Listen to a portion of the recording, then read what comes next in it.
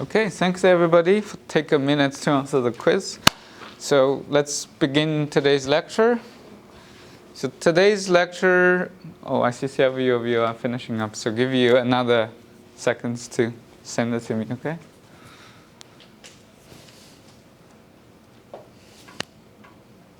Okay, I see everybody all down, all good?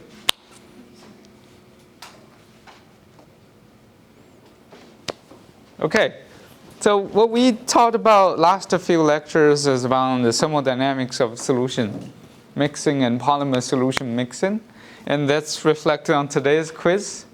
So in today's quiz, we talked about how does the polymer, what is regular solution theory, which is applied to small molecular that everybody should be able to comprehend what is the delta S or entropy from mixing is related to the mole fraction of what each polymers are. So you can write the regular solution theory in the case that your delta S would be related to x1 log x1 plus x2 log x2.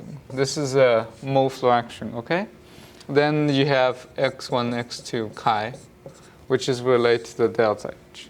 But in the Flory-Hagen theory, please note your delta S is different by, we need to write phi1 log phi1, phi2 log divided by n log phi2 plus phi1, phi2, and chi, okay? So in this case, your contribution from the polymers entropy is reduced, and by a lot. In the last lecture, before I wrap up, I asked everybody to think about what is in the case of polymer-polymer mixing. So in this case, I can tell you the delta S, we can still use a variant of Flory-Hagen theory. In this case, the phi1 is become polymer, so connectivity of polymer 1 makes a difference. In this case, your log phi1 need divided by degree of polymerization of polymer 1, degree of polymerization of phi2, plus phi1, phi2, chi. This is unchanged, which is related to the enthalpy exchange. But if you know that the polymer entropy is reduced quite a bit, right? N is, for a polymer, we know it's typically fairly big. In this case, what's going to happen is your entropy will be fairly tiny. So when you mix polymer with another polymer, you almost don't gain much entropy. And we sort of talked about the later part. The chi would allow the system to mix. So imagine N is become now a very, very high polymer molecular weight. Let's say 1 million.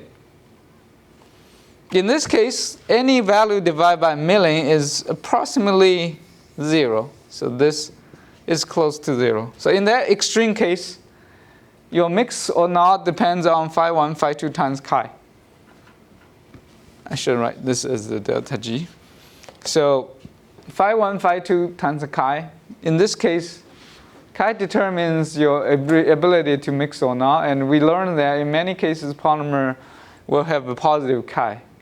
This implies when you mix two polymers, you're unlikely to able to mix them. Amy, yes? The delta, so this whole equation is delta G even when, like in all cases, not just when you're eliminating the first two variables? Yeah. The first G. Because this part is delta S, right? So I should write it more precisely. So in the second quiz, we basically should mention delta S favors mixing, but delta H is not always the case. And in many cases, delta H would be unlikely favor mixing. Okay, so that's what the quiz is for two of the quizzes. And I sort of explained the last question I left. Why you have two polymers, they would not mix. Well, too bad. That means we can't recycle a lot of polymer mixtures because inherently they are not going to be favor mixing unless you add something that will favor thermodynamically, because thermodynamically they are not able to mix. Okay? Of course, you can always find strange polymer pair has negative chi, then in this case it will mix. But that's the minority of the polymer mixing. Any questions for the wrap up? If I see everybody pretty happy face, good. Then we move on to the osmotic pressure. So this is a little bit not in the phase diagram, not directly related to the phase diagram of polymer, but this is also an interesting topic. And the reason we want to teach everybody about osmotic pressure because it's related to thermodynamics of polymer solution. And we will explain a bit more what this is. So first, let's explain what is the osmotic pressure. So this would be an example of what is osmotic pressure. So this is an example that we have a large chamber. You can think about these are two containers that can be filled with solutions. So these are dots represent a solvent. So imagine I would like to use toluene and polystyrene again. So this would be toluene. You put very pure toluene on one side. On the other end, we can put a little bit of polymer, and we can put a toluene again in the other case. And we will separate them with a membrane. Okay, this would be represent a membrane.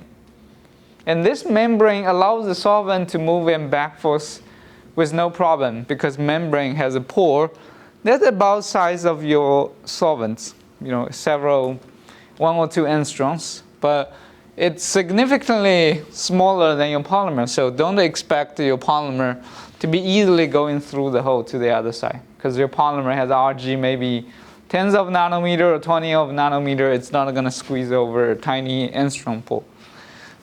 Okay, so what people observed is that at equilibrium, you start to see your meniscus of the liquid is not leveled. So,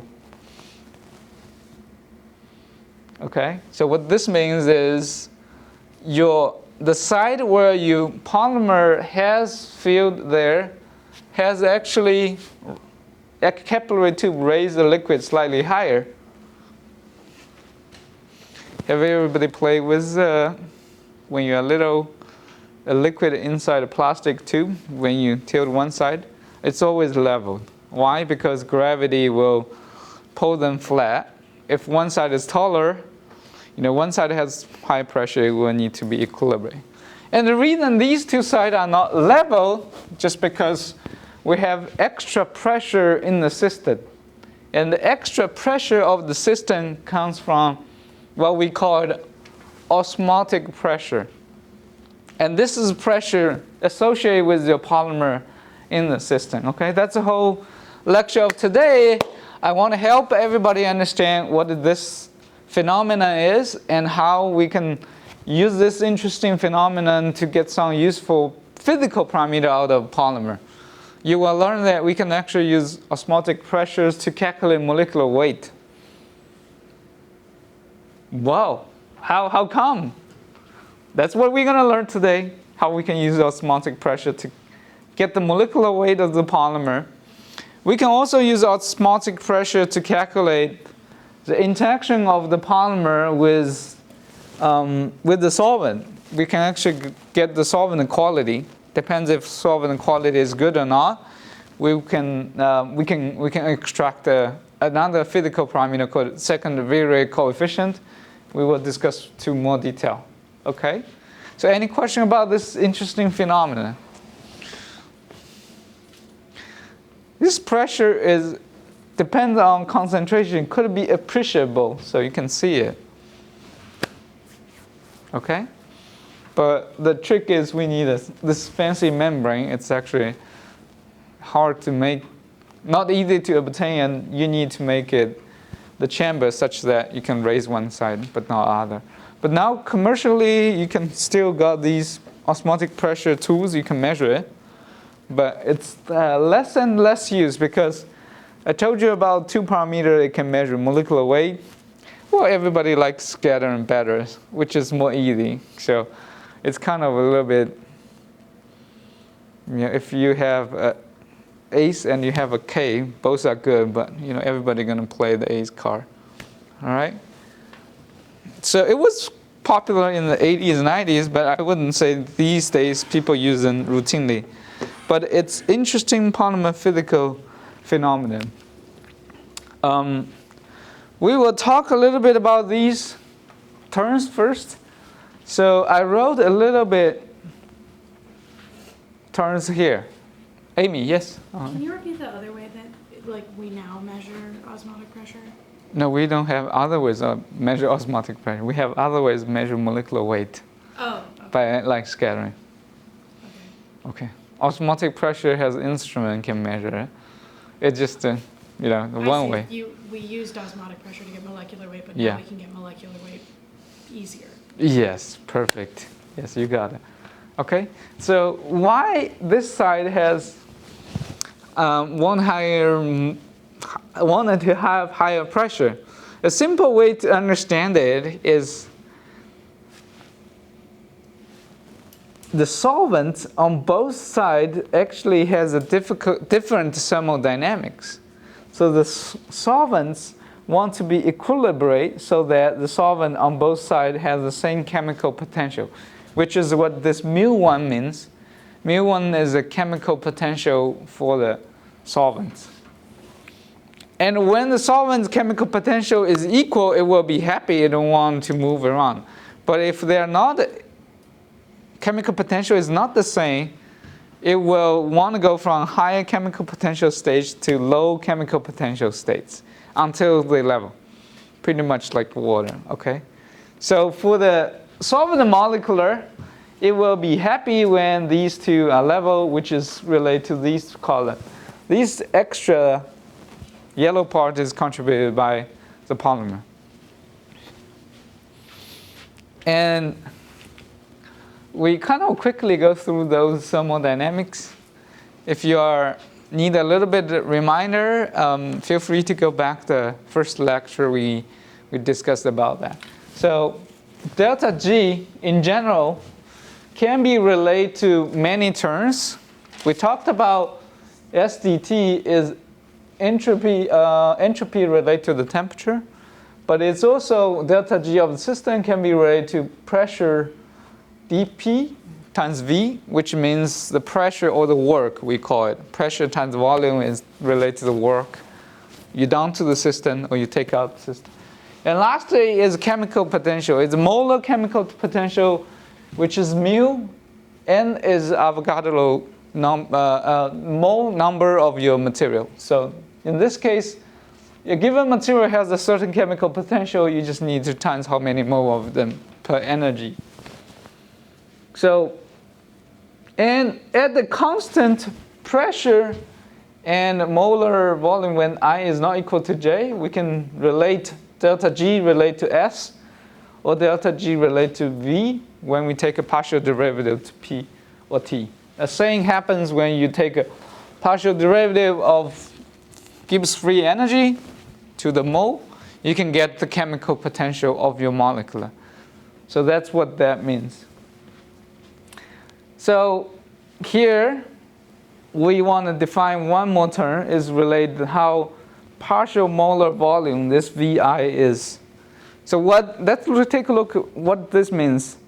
Partial molar volume is take a partial derivative of volume by mole. If you have 1 mole of polymer have a certain volume, you can use V divided by N, give you partial molar volume. So which means how much mole your polymer take up the volume. Why we need that? Because in the next slide it will be more clear that our mu I, partial derivative of P, is related to V divided by N, partial derivative. And let's go through that. So a little bit more thermodynamics, but we're coming down to this is what we want. This is what we are talking about, partial chemical potentials on the left side of chamber versus on the right side of chamber. So on the left side chamber, we know mu0 is the solvents plus this is polymer. Osmotic pressure times V1.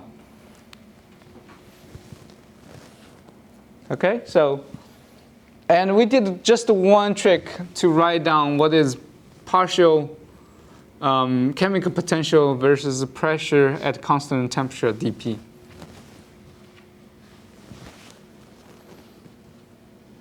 So eventually we get down this relationship, which is pi, or osmotic pressure, V1 equals to mu0 without pure solvents. Mu1, your polymer added into the solvents, is related to RT log A1. A1 is a volume fraction of your polymer in the system. So in the end, osmotic pressure is related to RT times volume fraction of your solvents. So X1 is solvent. And let's take a look at the physical meaning of that. The physical meaning of this is if we start to plot, this is to show you the example. We're going to do a simplification. Log 1 minus x is equal to x when the x is really small. It's another Taylor expansion. Joseph? X is you said x1 at the end of that equation is volume fraction of the solvent? Right, right. So the molar fraction, so how many mole? X1. Mole. Right, so that's the same as in the regular solution theory. X1 equals to number of your molecular solvents divided by solvents plus polymer. Got it. Okay. Okay, yeah.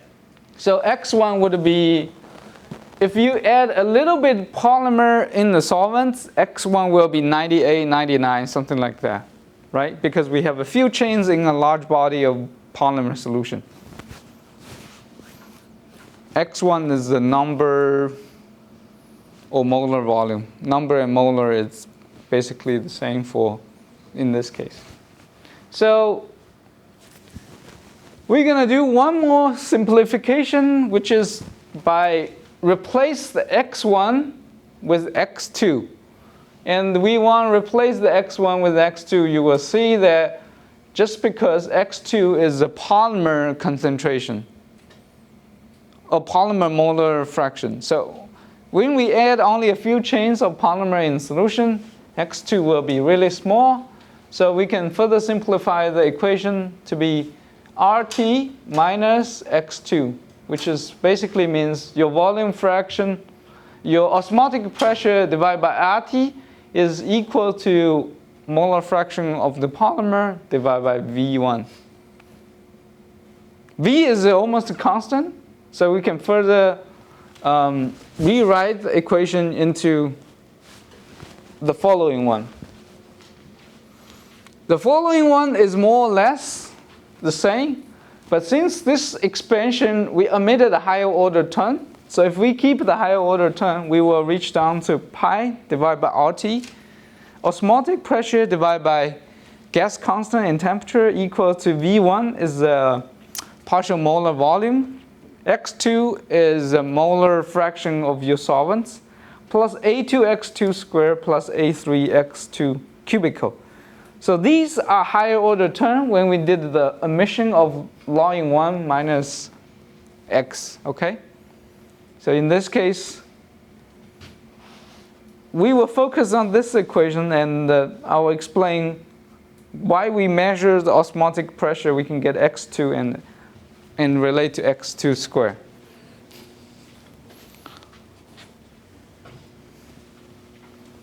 So, Amy, question? I had a question on the previous slide. Sure. What is, I guess I don't really understand what A is. A, okay. A we haven't explained. Okay. So A is, we call it second viral coefficient. This is, imagine it's just a constant. The physical meaning we will explain in 2-3 slides. If you just hold on the question a little bit longer, we will explain. A2 actually has a unique and very important physical meanings to it. A2 is related to the solvent quality and how solvent interact with polymer. But we will discuss that, okay? And third viral coefficient is even higher order term. It's typically not discussed just because X2 is in this case, X2 is typically a very dilute solution. That means X2, you can imagine X2 is 1 or 2%. So this would be 1, let's assume it's 1%. So it will be 0.01. This will be 0.01 cubical. It will be 1 over 10,000. And this will be 0.01 power times itself, 3 times opens 1 over a million. So high order term we typically omit. In all the homeworks, what you're gonna do, or in real application, people don't talk about third viral coefficient at all. It typically stops at first 2, okay?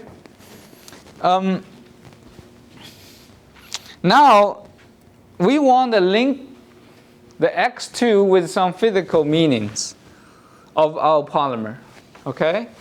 So X2 is the molar fraction, how much moles you have per solvent. So we want to convert this into other terms. Because in the lab, when we prepare a solvent, we rarely does a molar fraction. It's much harder, and you can do that, but it's less convenient. Everybody almost use a volume fraction like grams per milliliter or something like that. You can convert this grams per milliliter to X2 or molar fraction. You just need to understand that what's going on. So we can discuss a little bit what's going on, how X2 is related to the mole, etc. So let's use these slides to understand it. So the concentration is typically the one you guys most familiar with. Concentration is grams per milliliter. So if I want to make a solvent is 10 milligram per 10 milliliter, you can get it. You can wait about. Oh, can someone open the door? You can wait how much polymer you can get. You can use a balance to do that. You push. Great. You can use a balance to get. So the concentration is just a mass divided by volume. And mass divided by total volume would be how much mass of your polymer, mass 2, and how much total volume, which is volume of the solvent, volume of the polymer. Since we are preparing very dilute solution, let's say 1 milligram per milliliter, you are adding 1 milligram of polymer into 1 milliliter of solvent. So the volume of the polymer is very little. In this case, we can approximate this to be just the mass of the polymer divided by the volume of the solvent. Okay, so we did one step. So we can also write the mass of the polymer. We can equate this to be, this is a molar, how much mole? This is molecular weight. So if we know the N2, M2, we times these together, we can get the mass. Mass is basically equal to these two. So we can rearrange it a little bit, move the N2 to this side, but we can move the V2 to the other side, M2 to the bottom. So we can rearrange into this equation. These two is basically saying N2 times M2, N2 times M2, C2 times V1 comes here. And we have one more approximation that we need to link N2 to the X2. X2 is the molar fraction, so the number of polymer divided by number of total systems. And since number of total is, again, solvent is dominate, so X2 is basically N2 divided by N1. Okay, X2 is given by this equation. And this is the last few items. We're gonna do a few approximations. So volume of the solvent is related to the how many moles of solvent. It's molar volume. This one we talked about. V1 is a partial molar volume. So we can get how much volume of solvent used in this equation. So why we do all these? Because we want to relate x2 to this part, molecular weight. How does this work? Is we know x2 is related to n2 divided by n1. We didn't change anything here. Now we're going to replace this n1 term, n2 term with the top. So imagine we cross this out. Add the C2 V1 divided by N2 here. Then we need also add N1 term. N1 will be V divided by V1. It's missing a slash sign. My apology. So there should be a slash, which means dividing line. Okay? So when we rearrange everything, we will get V1 molar volume of the solvent, concentration of your polymer divided by molar mass of your polymer.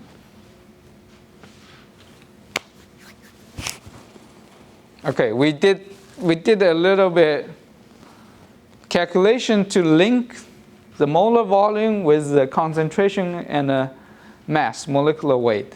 And this is the units, volume per solvent. Yeah, Joseph. Is the V1 the volume fraction of the solvent? No. V1 is molar volume of the solvent. So how much mole of solvent would occupy volume? Okay. So the example would be, so look at it here. So this is total volume of your solvent. Let's say I have 2 moles of toluene. It's occupied 20 milliliter. It's probably not right the number, but you got the idea. We got 20 milliliter. We got 2 moles. So volume per mole is what this V1 is. I see. Okay. So that will be what, 10, right? So 20 milliliter divided by 10 milliliter per mole will give you 2 mole. Sure. Okay, Got it. Thank you. not there. Okay, so we're going to reach the most important conclusion of today's class, which is highlighted in the red box. We pull out what is thermodynamically osmotic pressure is linked to X2, etc. And we know X2 is related to the concentration and M2. So we plug everything in. We actually got this equation. Osmotic pressure divided by RT, this you can think about thermodynamic units, is equal to concentration of the polymer divided by molar mass plus A2 concentration square plus A3 concentration cubical. And I told you that in many cases we typically don't consider A3. So the first 2 terms is most important. And since R and T are constant, so you can see your osmotic pressure is proportional to the concentration of your polymer. So the more concentrated the system is, the higher the pressure there will be. And it's inverse proportional to the molecular weight of your polymer. So you can get the molecular weight by measuring the osmotic pressure. So to help everybody better measure the data and plot the data to get the molecular weight, it's a convention that people move one concentration C to the other side. So you imagine these two differs by I move the 1C to the RT side. So osmotic pressure by CRT is equal to 1 divided by molecular weight plus A2 times C and plus A3 times C cubical. So let's don't worry about A3 a lot. But looking at the first 2 terms, we reach a conclusion by measuring the osmotic pressure and the concentration. This equation, look at here. If we know osmotic pressure and we know concentration, only term that is not known is M and A2. So the physical meaning would be if I measure a polymer solution with respect to their osmotic pressure at different concentration. Let's say I prepare something 10 mix, 20 mix, 30 mix. If I measure the osmotic pressure at those 3 different concentrations, I got C's, I got osmotic pressure. I basically can calculate what the molecular weight and A2. Right? This is only 2 unknown. If we assume A3 is very negligible, so there would be only 2. So actually that's how we measure molecular weight using osmotic pressure. You measure osmotic pressure by preparing different concentration of your polymer in solution, which is fairly easy. Right? You get a polymer, you dissolve at different concentration. Then you put it in the system to measure it. It's not only give you M, it's also give you A2, the second viral coefficient.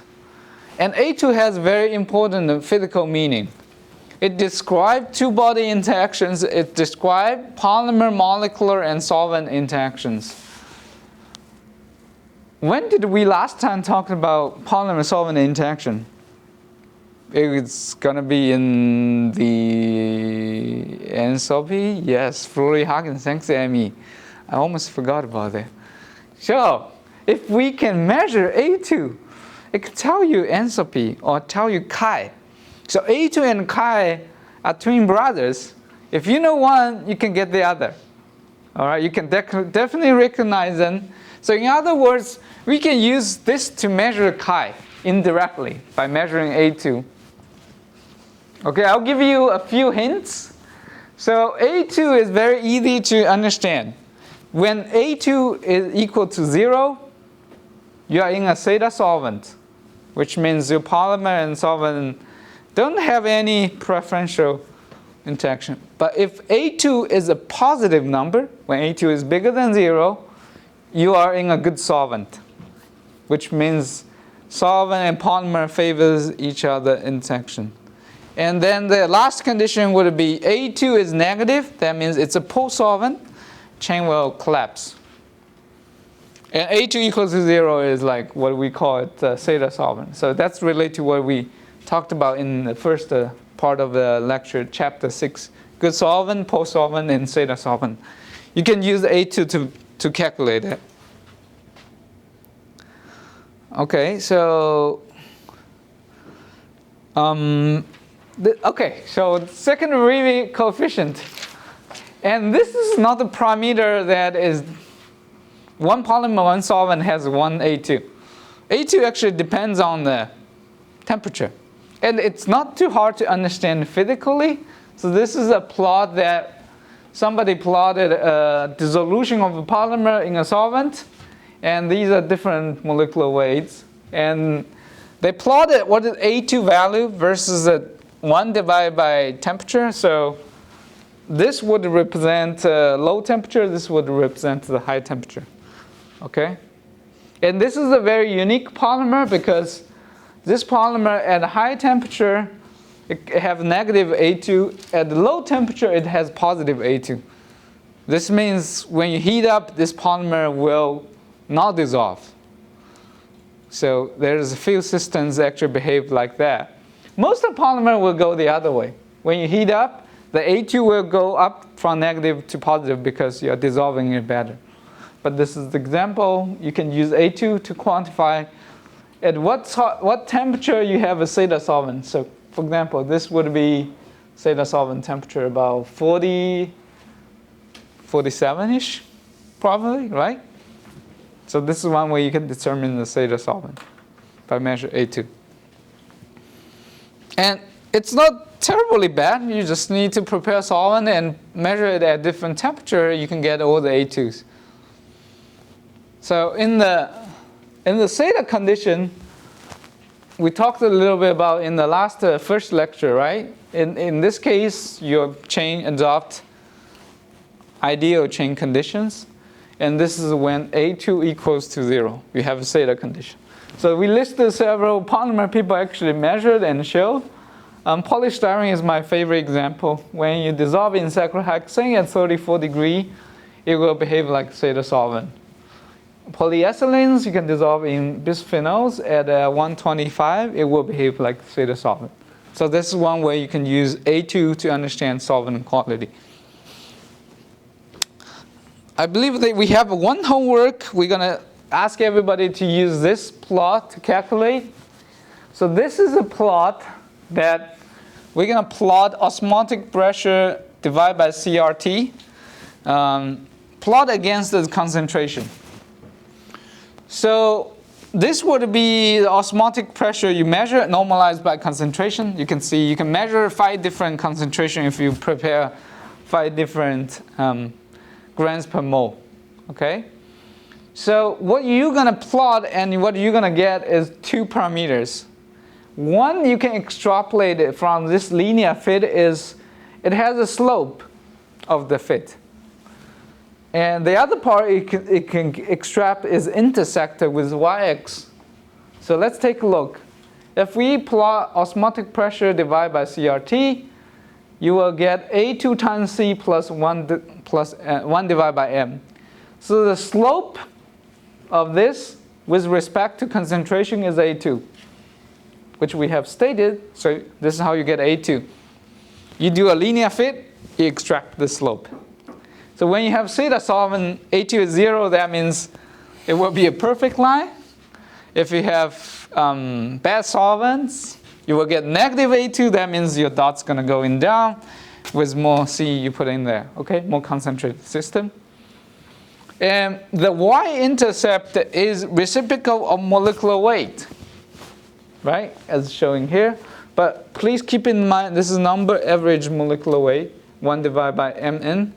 And the higher the molecular weight, let's say I have 1,000,000 molecular weight versus 1,000 molecular weight, 1,000 will intercept higher, the 1,000,000 will intercept lower because it's inverse of molecular weight. You can extract where it's intercepted and extract the value. That will be 1 divided by that will give you the number average molecular weight. Okay? So one common mistake is people actually just plot osmotic pressure with respect to C. Then you're going to have a problem because you didn't normalize this C, then everything will go positively. You have to plot pi divided by CRT. C is very commonly I saw a lot of students actually missed in their homeworks or in the exam. I want to go to this slide. So this would be what it looks like if we plot osmotic pressure with concentration without normalized by C. It's just raw data. And we measure polystyrene cyclohexane. I kind of told you this is a theta condition, right? So if you measure 3 different temperature, osmotic pressure with concentration always going to increase just because you have more chemical potentials. In that case, the solvent is going to reach to equilibrium. But once we plotted the osmotic pressure by CRT, you start to see 3 different trends. So this is the right plot. Make sure you plot this way. 20 degree will now show a negative A2, right? 34 degree will show a flat A2 because flat slope, and this one will show a positive slope. And they will more or less intercept at the same value. Not too surprising because we start with the same molecular weight, it's just different temperature. So this 1 divided by this will give you molecular weight. That should be about 20,000 kilodalton. Right? But they do have a little bit error, depends on what temperature, one intercept. More or less they're within 2 to 5% error. Okay? So now in the future, if you have the new polymer, how are you going to measure molecular weight? Light scattering. Yes. What if your company don't have a light scattering? You can actually measure osmotic pressure. Okay? That's not too hard. It's actually doable. Any question? So this is probably the most important figure we're going to talk about today. So I want everybody to take a look one more time and make sure you understand how osmotic pressure is related to concentration in polymer. Look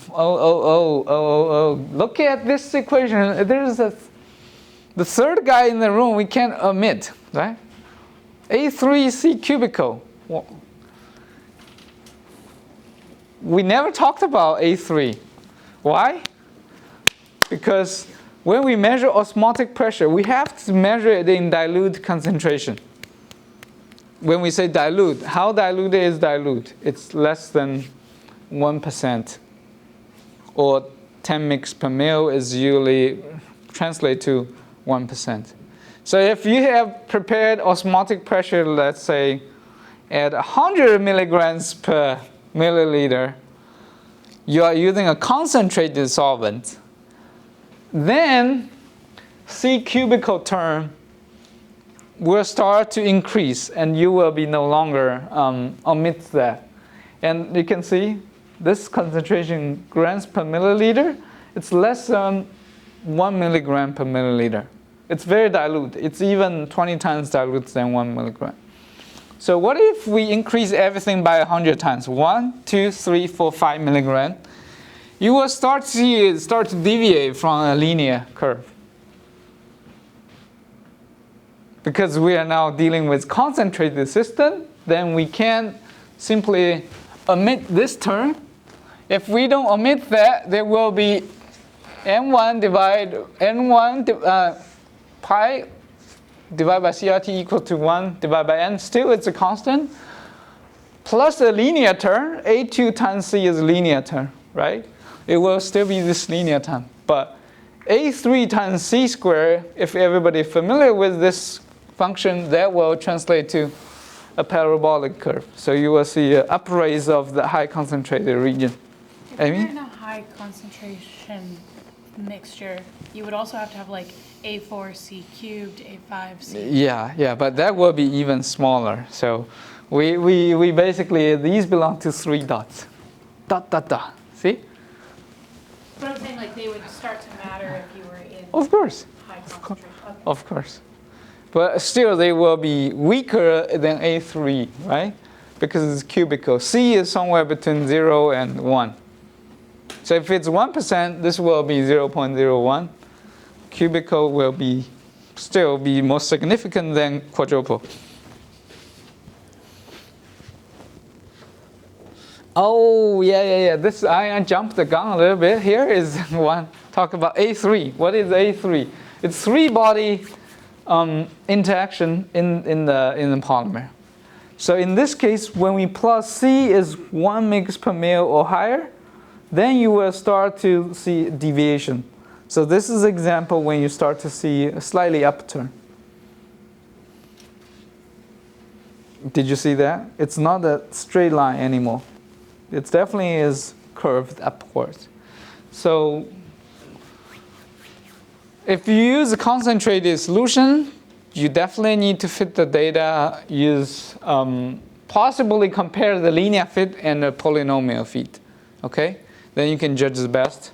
Or to be on the safe side, you just prepare a very diluted solution. Limit it below 1 mg per mil or lower. Then you don't need to worry about 3-body interaction, just worry about pair interaction between 2. Okay, makes sense? So that's one limitation for osmotic pressure. So questions so far? So I want to save this one, how the chi is related to the A2 in the next lecture. So we won't touch it. So this is the last slides I want to talk about. This would be an example, some of the homework or some of the exam, what we're going to ask everybody to deal with. We will ask everybody, let's say, oh, I made a concentration of an unknown polymer at these different concentration and I measured osmotic pressure. Can you calculate if this polymer is in a good solvent and as well as in the SATA solvent, or what's the molecular weight of it? So I give you what C and I give you what osmotic pressure, I give you what R and T. First step will be convert each of them into the y-axis will be osmotic pressure divided by CRT. So some of the student or in the exam, they just do osmotic pressure divided by RT. That's incorrect. So make sure you don't make that mistake. If you do that, this divided by this times that, you will get this normalized value. You can prepare every single column into every single one. Then you can plot. Have to use Excel or some sort of calculator, because if you plot each dot, you can now do a linear fit. I hope everybody knows how to do that. If not, I can show you how we can do linear fit in Origin, Excel, or other software. So in this case, when we do the fit, it will tell you what is the slope. That's your A2. And it will tell you, so the A2, this is example fit.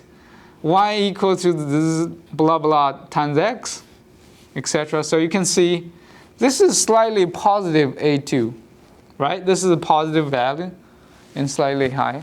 So this is indicated solvent. And molecular weight, you can calculate about 1 divided by 5 times power of 5, which tells you molecular weight is about 20 kilogram per mole. In the exam, since it tends to be harder to use a fit and computer, so we're just going to get you 2 dots. Can you calculate slope with 2 dots? Of course you can, right? You can calculate the y value, x value, divide them. It will tell you the slope. Okay, that will be the easy. That's all I want to say today. So any question related to osmotic pressure and how you can use a useful tool to understand your polymer property.